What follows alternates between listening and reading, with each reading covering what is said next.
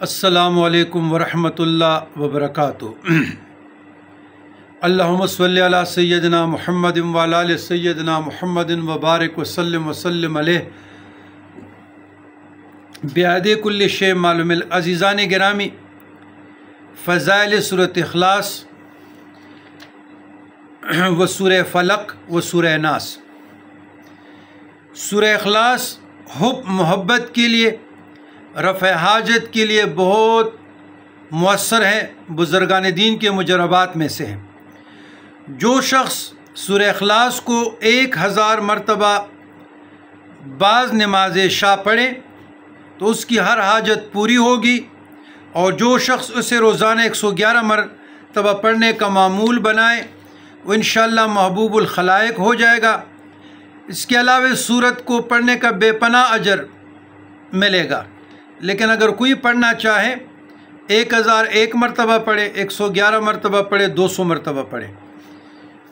اور یہ سورت ہمیں 3 طرق سے، موکلات سے بھی آئی ہے، لیکن یہاں پر اس کا باموکل میرے لیے شیئر کرنا مناسب نہیں ہے، پھر آپ موکل میں لگ جائیں گے اور اللہ کی رضا سے نکل جائیں گے۔ تو یہ خاندان چشت کا، خواجہ معین الدین چشتی سے لے کر پیر محل شاہ تک، خواجہ نظام الدین اولیاء تک، اور جناب شہنشاہ خراسان غوث الاغواث پیر بابا رحمۃ اللہ علیہ، ہمارے جدوں تک اس کی اجازت مسلسل آئی ہے۔ تو دوسری سورہ فلق ہے۔ یہ سورت اسیب، سایہ، جنات کو دور کرنے کے لیے بہت ہی اکثیر مجرب ہے۔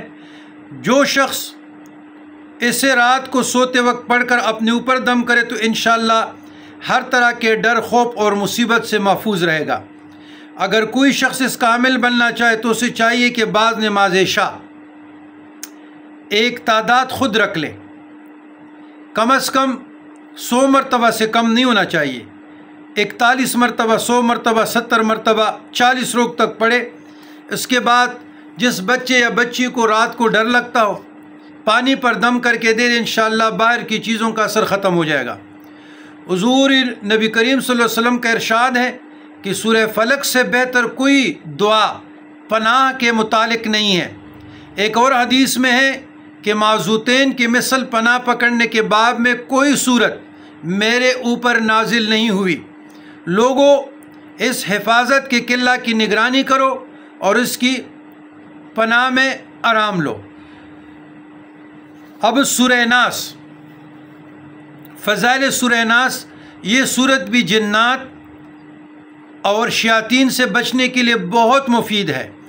جو شخص رات کو سوتے وقت سورہ فاتحہ، آیت الکرسی، سورۃ اخلاص، سورۃ فلق اور سورہ ناس، یہ سورت ایک مرتبہ پڑھ کر اپنے ہاتھوں پر پڑھ کر دم کرے، دونوں ہاتھوں کو چہرے اور سر سے لے کر پیٹ اور ٹانگوں تک پھیرے، انشاءاللہ وہ رات بر جنات و شیاطین کے شر سے اور دیگر آفات سماواتی یا آفات سماوی، آسمانی آفتوں سے محفوظ اور اللہ کی پناہ میں رہے گا۔ اس کے علاوہ یہ سورت جادو اور کالے علم کے اثرات کو ختم کرنے کے لیے بہت مجرب اور اکثیر ہے۔ لہٰذا اگر کسی شخص پہ کالے علم کا وار ہوا ہو تو اسے 11 روز تک 1100 مرتبہ اول آخر شریف پڑھ کر پانی دم کر کے پلائیں، یا وہ خود دم کر کے پئیں۔ ہر طرح کے سحر اور کالے علم سے اثرات ختم ہو جائیں گے اور کوئی دشمن نقصان نہ پہنچا سکے گا۔ یہ فضائل مختصر تھے 3 سورتوں کے۔ اگر کوئی پڑھنا چاہے تو اس کے لیے اجازت یہ کہ سورۃ اخلاص، سورہ فلق اور سورہ ناس صبح شام نماز، صبح نماز پڑھنے کے بعد عشاء کو سوتے وقت 3 مرتبہ پڑھیں۔ اگر روٹین میں لانا چاہتے ہیں بطور ورد تو 3 سورتوں کے اکٹھا کر کے 41 مرتبہ روزانہ پڑھیں۔ اور جب بھی دم کرنا ہے تو وہ طریقہ میں آپ لوگوں کو بتاتا ہوں، ایسے دم کر کے سارے وجود پہ ایسے، یہ سنت طریقہ ہے۔ تو انشاءاللہ اللہ آپ کی حفاظت میں رہیں گے۔ تمام مصائب کے لیے، تکالیف کے لیے، مشکلات کے لیے، لا علاج بیماریوں کے لیے، نظر بد کے لیے، جادو کے لیے، شیطان کے لیے، شر سمعی، کان کے شر، شر بصری، آنکھوں کے شر، شر لسانی، زبان کے شر، شر لسانی، شر منی، شہوت کے شر سے اللہ کی حفاظت میں رہیں گے۔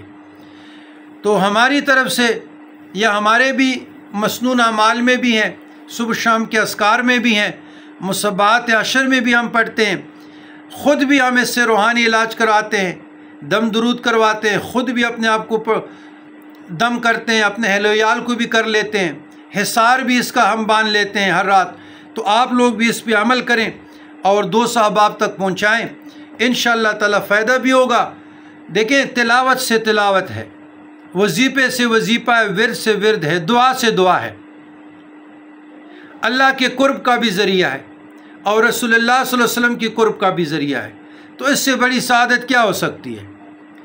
تو ویڈیو آپ لوگ لائک بھی کریں، شیئر بھی کریں اور یہ پیغام لوگوں کو صدقہ جاریہ پہنچا بھی دیں کہ گھروں میں اہل و عیال کو بھی بتا دیں، بچوں کو بھی بتا دیں، دوستوں کو بھی بتا دیں، جو جس بیماری میں مبتلا ہے تو ان 3 صورتوں سے اپنا روحانی علاج کریں، اللہ پہ بھروسہ رکھیں اور 3 صورتوں کے وسیلے سے اللہ کی درگاہ میں دعا مانگیں کہ یا اللہ تلاوت قرآن مجید جو میں نے پڑھی سورۃ اخلاص فلق ناس، اس کے وسیلے سے اپنے قدرت سے یا اللہ مجھے شفا کاملہ عطا فرما۔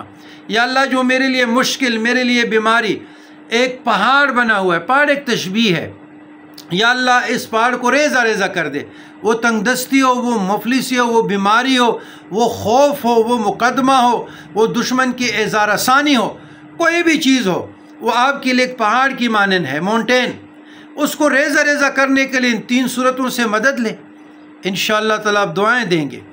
والسلام علی من اتبع الہدی۔